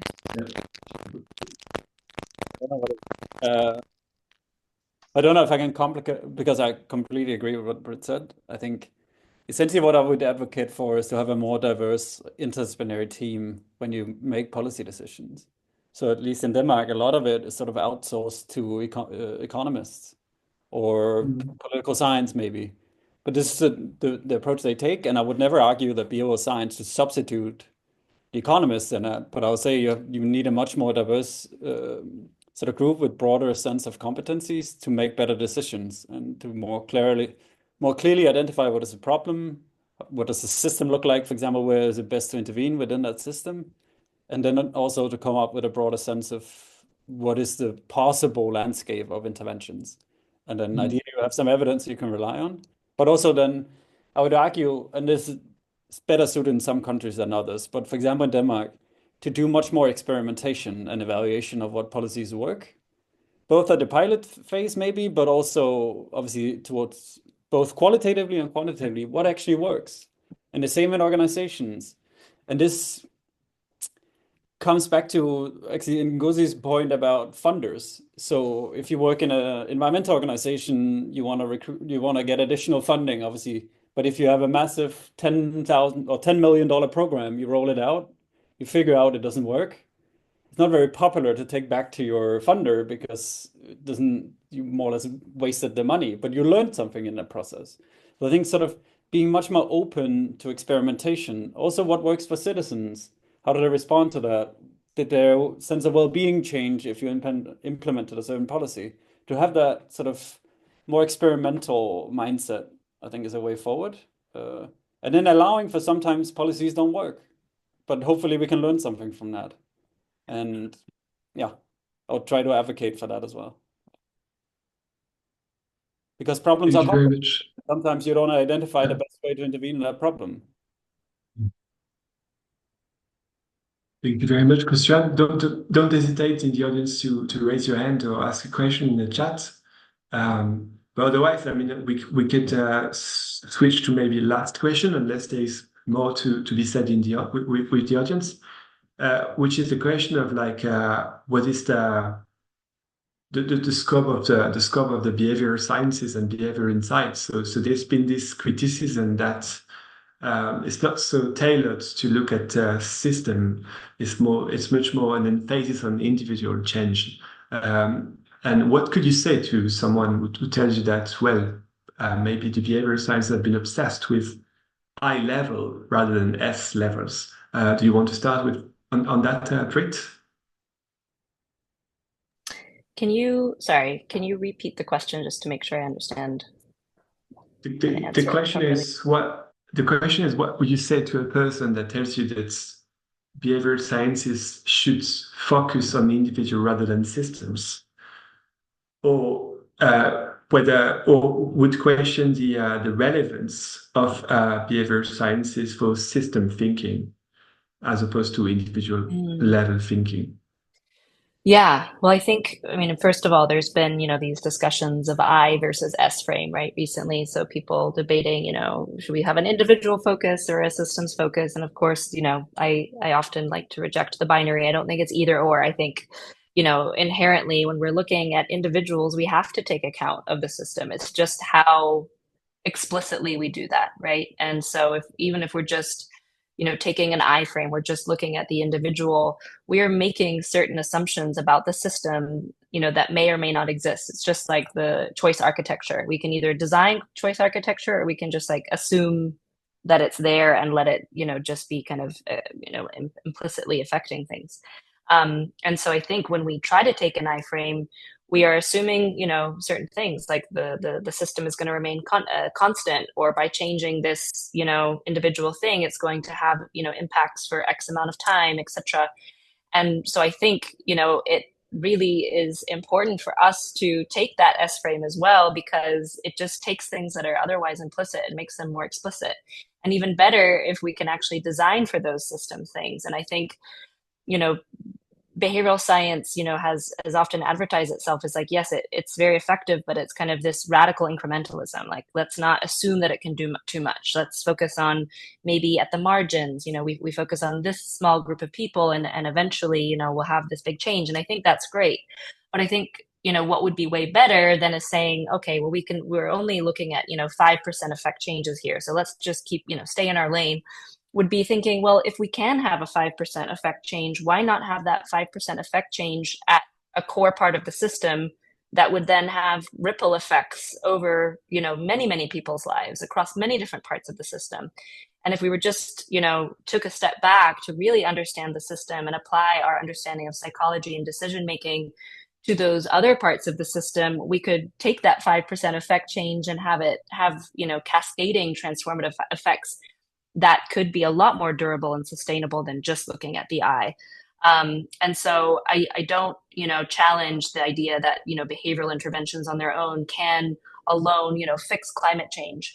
But I think if we just make those assumptions about the system a lot more explicit, if we take the time to really understand it, and allow our behavioral science approaches to be a lot more messy and a lot more participatory, I think we're going to have a lot more effective outcomes, not just, in terms of our small trial or our experiment, but we're actually going to have, larger impacts that actually impact more people in the system positively. And I think that's why we want to do behavioral science in the first place. So I would argue, what do we have to lose?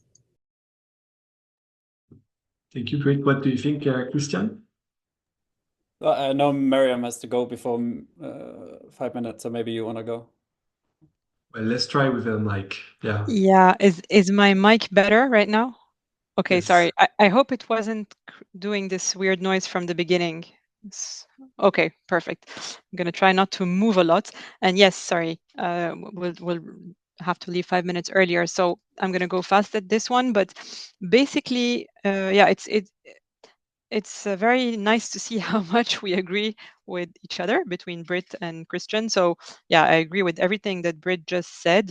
But maybe to add to that, and maybe this is also why when you asked your previous question, Guillaume, of like the specificity of behavioral science, I was a bit, kind of thinking, is this do I agree with this initial premise as well? Is that I'm not that attached to be, I mean, personally, even though I'm a behavioral scientist, I mean, I'm a neuroscientist, but I'm not that attached to this field informing policy. I mean, it just happens that I did this type of research. I was there at the right time, at the right place. And let's not underestimate the huge aura of Richard Thaler, Cass Sunstein, David Halpern, all these people who kind of brought these fields together, and not only their aura and the fact that they had very convincing arguments, but also that the right people were there to listen to their message at the right time. And so it could have been any other type of, I would say, field informing policy. So I think there's also alignment of people, interest, timing, etc., that factored in.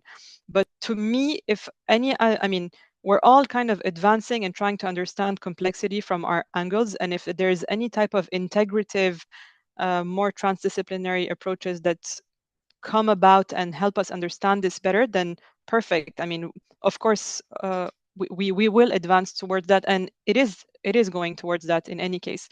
But what I'm more attached to in my practice of the way we use our lens or our tools to inform policy is less the science itself. We look at research from many areas. We don't only look at behavioral science, we look at things from evolutionary psychology, from sociology, from different areas. But what I'm more attached to is what Kristian was saying on evaluation and using methods to test things and really make sure that we are finding causal impact of interventions and seeing what works. Because if we don't rule out take out what doesn't work, we're going to have the same old policies being used over and over and maybe failing over and over. So sometimes I see myself like as a Trojan horse of going in with the behavioral science label, but actually what I really want to do is get policymakers to test their assumptions and say like, okay, are we sure this works? Can we test it? Can we do an evaluation, etc.? And so evaluation is something that I'm personally more interested in, and we are moving towards that in our team, in the sense that we're getting more and more policymakers to evaluate, to have the humility of saying we don't know, actually we have no idea, and if we don't test, we have no idea. And also working a lot on the synthesis kind of thing, like creating how do we revive, reanimate the tons of scientific literature that's out there on Science Hub, on PubMed, on all these places dormant, and how do we make it translated in a way that can be ready to use by policymakers? And how do we connect researchers with policymakers? These are the things that I'm more interested in than behavioral science per se, which I have no attachment to specifically. And so, Kristian, I guess the floor is yours.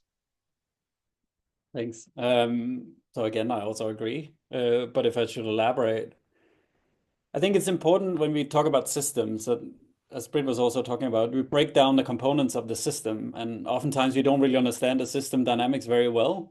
But sometimes you come to discover that who influences those system dynamics, and you come back to it's few companies, few organizations, and even within companies, it's not that many people who make those decisions. So there's a lot of power imbalances in who influences the systems. And I think understanding how they make choices, like as I mentioned at the beginning, like CEOs, board members, key politicians, how do they think about problems? And there you can easily take a behavioral science lens to understand that, but also to understand what is the sort of potential for change, or to sort of alter how they see problems and the solutions they think about. And I think sometimes this sort of system idea is also a little bit of a, we don't need to do anything ourselves because we just need to change the system, but we don't actively work towards changing the system. So it's sort of a cop-out a little bit, especially when you have a lot of privilege. I include myself in that. And what I would say is, in many contexts, especially given the geopolitical space at the moment, getting system level changes, at least in the sort of direction we would like to see, it's just not very super feasible in the near term. But what I think these sort of individual focused intervention can do is to build momentum for these much more ambitious and radical interventions over time. And there, obviously, you need to connect them with a long-term objective, policy objective, which is to address this, yada, yada. But you need to take people, constituencies with you along the way, because this, like, even the politicians in Denmark, for example, who are scared of talking about changing diet, like, they're not going to say let's overthrow capitalism, or at least not in the majority of the politicians. So, you need to sort of build the momentum in a very fast, a very short time frame, but you need to sort of increase the feasibility of these more ambitious policies, I would say. COVID was a good sort of intervention point on a sad sort of note, but we didn't really utilize that. And I don't know if they come anytime soon, but I would just say we need this sort of interconnection between the individual and the system. And even if you implement a carbon tax or something, you need to ensure how do people respond to the carbon tax. Or if you implement infrastructural changes or the Inflation Reduction Act in the US, you need to ensure that the states are also implementing the subsidies and are communicating them and promoting them and facilitating the adoption of whatever. So, it will always trickle down as well. And you need to understand all these different levels of society out there. That was my spiel. Thank you very much, Kristian. Rosie, do you want to maybe conclude? Yep, thank you very much. So we are getting to the end of this forum with a few minutes left for those 2 hours we had to talk about behavioural insights. And so I wanted to start off by saying thank you very much to Guillaume, Mariam, Kristian and Britt for coming to speak in this forum and Guillaume to facilitate the discussion part. And also thank you to the audience for coming and staying this long for this presentation and this forum. So to give you a bit of information before you all leave,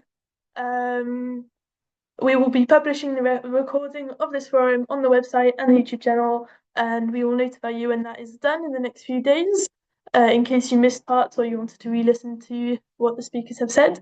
And we will also send you a reading list related to today's forum. So there'll be some articles and videos from the speakers and some that have already been put in the chat, but also from work from other researchers. So you will be able to find them there. And lastly, you will also be able to find us on our LinkedIn page called the Pathways Initiative, and also on our website. You can subscribe to our newsletter so that you know about all the upcoming activities and webinars that we'll be organising soon. So once again, thank you everybody for coming. I really hope that you enjoyed this forum, and hopefully we'll see you all soon for our next events and activities. Thank you. Thank you, guys. Thank Thank you you. very much. Thank you, everyone. Yeah, Thank you. Bye.